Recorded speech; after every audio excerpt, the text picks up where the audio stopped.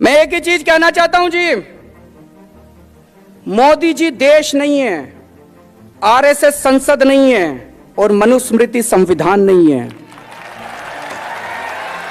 संविधान दुनिया का सबसे बेहतरीन डॉक्यूमेंट है जो बाबा साहब अंबेडकर ने बनाया, लेकिन आज हमारे देश की सारी प्रॉब्लम्स की जड़ यह है कि संविधान के परखच्चे उड़ाए जा रहे हैं, संविधान को लागू नहीं किया जा रहा है। क्या एक आम आदमी इस देश के अंदर बोलने की भी आजादी रखता है? वो तय करते हैं क्या बोलोगे क्या नहीं बोलोगे।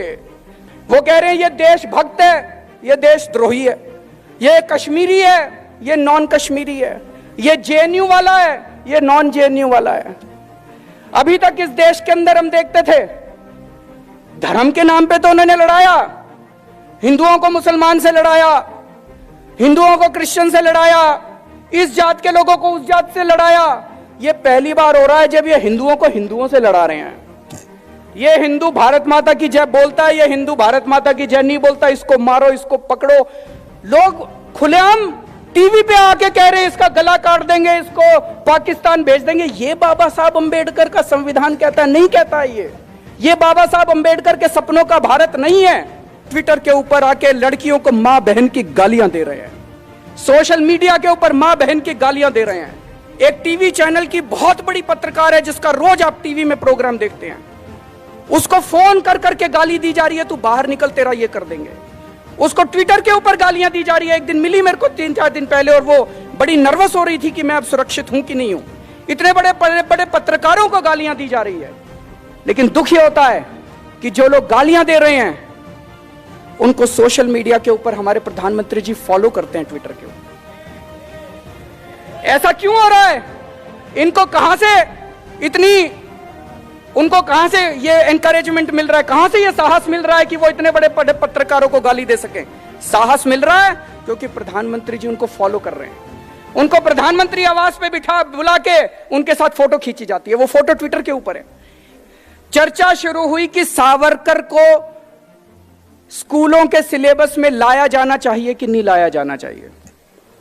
मनीष ने उसका विरोध किया। आधा घंटा पौना घंटा इसकी चर्चा चली कि सावरकर को स्कूलों में पढ़ाना चाहिए कि नहीं पढ़ाना चाहिए। जब मनीष ने विरोध किया, उनको लगा बाहर बात फैल जाएगी, तो स्मृति जी कहते हैं नहीं नहीं, इसको बात को यहीं खत्म करते हैं, हम नई शिक्षा नीति बना रहे हैं उसमें डाल देंगे, इसको बाद में आपको बताएंगे इसके बारे में। मैं आज मनीष सिसोदिया से अपील करना चाहता हूं, उन लोगों को सावरकर पढ़ाने दो, आप दिल्ली के सारे स्कूलों में अंबेडकर साहब को पढ़ाइए। बाबा साहब के जीवन और बाबा साहब के विचार, बाबा साहब के संदेश, इनको विस्तार से आप दिल्ली के सारे स्कूलों में इसका सिलेबस तैयार किए और सारे स्कूलों के अंदर इसको पढ़ाने का इंतजाम कीजिए। आज मौजूदा सरकार, आरएसएस के प्रमुख कहते हैं रिजर्वेशन के ऊपर पुनर्चर्चा होनी चाहिए। प्रधानमंत्री जी कहते हैं हम रिजर्वेशन के पक्ष में हैं। किसको बेवकूफ बना रहे हैं? चित भी मेरी पट भी मेरी। चुनाव हार जाएं तो कहते हैं दलितों के वोट चाहिए, चुनाव हार जाएं तो कहते हैं रिजर्वेशन होना चाहिए, चुनाव जीतने के चांस हो तो कहते हैं रिजर्वेशन खत्म कर दो। सारा देश देख रहा है इसको।